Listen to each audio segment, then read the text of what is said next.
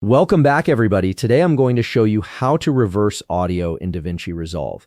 This is a really useful technique when you want to create unique sound effects or add a creative twist to your audio without affecting the video itself.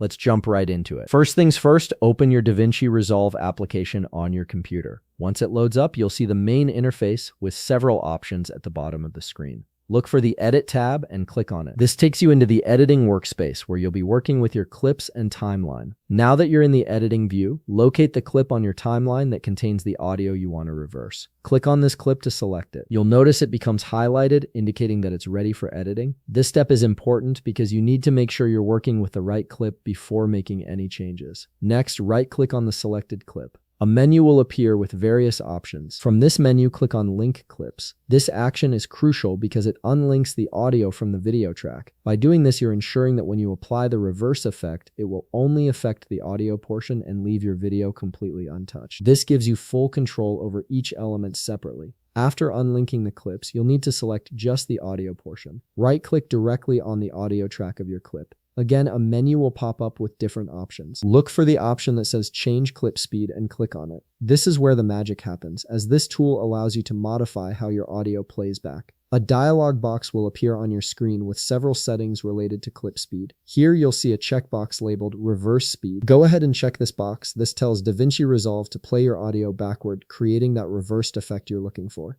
Once you've checked the box, click the Change button to apply the settings. And that's it. Your audio is now reversed while your video remains completely normal. You can play back the clip on your timeline to hear the reversed audio effect in action.